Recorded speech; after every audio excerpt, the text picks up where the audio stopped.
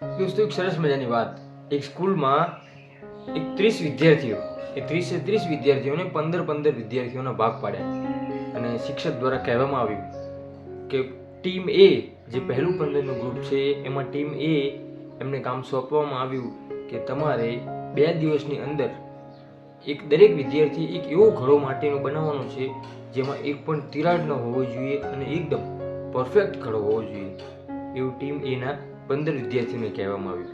જ્યારે ટીમ બીના 15 વિદ્યાર્થીઓને એવું કહેવામાં આવ્યું કે 2 દિવસની અંદર તમારે માટીના ઘડા બનાવવાના છે, પછી ભલે એ ગમે તેવા બને, એવું ટીમ બીના વિદ્યાર્થીઓને કહેવામાં આવ્યું. બંને ગ્રુપના વિદ્યાર્થીઓ પૂરજોશમાં એમની કામગીરી ચાલુ કરી.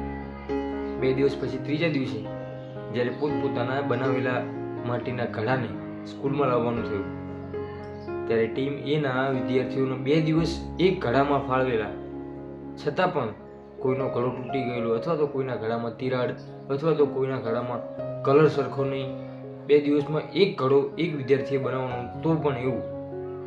જ્યારે ટીમ બીના બીજા 15 વિદ્યાર્થીઓને એમના ઘડા જ્યારે લાવવામાં આવ્યા માટીના, ત્યારે એક વિદ્યાર્થીએ 3 ને 4 ને 5 માટીના ઘડા બનાવેલા અને એ પણ એકદમ ટકાટક, કોઈ પણ તકલીફ નહીં અને કોઈ પણ જાતની તિરાડ નહીં. દોસ્તો, આ વાત આપણને એક જ વસ્તુ શીખવે છે કે આપણે કોઈ પણ વ્યક્તિઓ પાસે પરાણે કામ કરાવીએ છીએ તો એમાં પરાણે જેવું જ થાય છે, એમાં પરફેક્શન નથી હોતું. પરંતુ જ્યારે કામની શરૂઆત કરાવીએ છીએ ત્યારે ધીમે ધીમે કામ થતું જાય છે અને પરફેક્શન એવી રીતે આવે છે.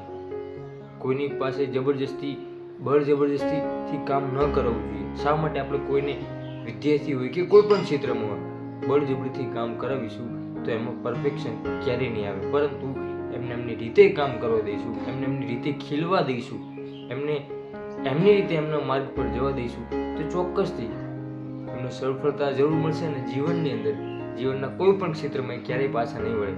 આજે આપણી સાથે પણ આવું થઈ રહ્યું છે. આપણે જે તે ક્ષેત્રની અંદર કંપનીની અંદર જોબ કરી રહ્યા છીએ, પ્રાઇવેટ સેક્ટરમાં હોય કે ગવર્મેન્ટ સેક્ટરમાં હોય, આપણી પર એક જવાબદારી સોંપી દેવામાં આવે છે કે તમારે આટલા દિવસમાં આ કરવું જ પડશે, આનાથી આ કરવું જ પડશે. વ્યક્તિ કંટાળી જાય છે અને બળજબરીથી એ કામ કરવા માટે મથે છે. 1 કલાકનું કામ એ 45 મિનિટમાં પૂરું કરવા માટે મથે છે અને પરિણામે કામ સક્સેસ થતું નથી અને એ કામમાં ઘણી બધી ભૂલો રહી જાય છે. પરંતુ એ કામમાં યોગ્ય સમય ફાળવી અને યોગ્ય રીતે જો ધીમે ચીવટથી કરવામાં આવે તો એ કામ ચોક્કસથી થાય છે. એટલે કોઈ પણ કામ કરવા માટે કોઈ પણ વ્યક્તિ, કોઈ પણ ગ્રુપને, મજૂર વર્ગ હોય કે કોઈ પણ એમને બળજબરી ન કરીએ, પરંતુ એમની રીતે ખીલવા દઈએ અને શરૂઆત પરફેક્શનથી ન કરીએ, શરૂઆત ધીમી પહેલાં કરી દઈએ અને પછી પરફેક્શનનું વિચારીએ. પરફેક્શન આવશે અને પછી શરૂઆત કરીશું તો કોઈ દિવસ શરૂઆત નહીં થાય. પહેલાં શરૂઆત કરો, ધીમે આગળ વધો અને ધીમે શરૂઆતથી જ ધીમે તમારામાં પરફેક્શન આવશે, ધીમે અપડેટ આવશે. એકદમ અપડેટ કોઈ દિવસ નહીં આવશે. આ વાતનું ચોક્કસ ધ્યાન રાખો. જીવન જીવવા માટે પહેલું પરફેક્શન જરૂરી નથી, પહેલાં શાંતિથી આરામથી જીવવું જરૂરી છે, પછી જીવનની અંદર પરફેક્શન જરૂરી છે. દોસ્તો, મારી આ જો તમને સાચી લાગી હોય તો વિડીયોની અંદર સરસ મજાને લાઈક કરજો, કોમેન્ટ કરજો. ચેનલ પર ન હોય ચેનલને સબસ્ક્રાઈબ કરી દેજો. મળીશું ફરીથી આવા જ વિડીયો સાથે. ત્યાં સુધી દરેક દોસ્તો, દરેક મિત્રને જય સીતારામ.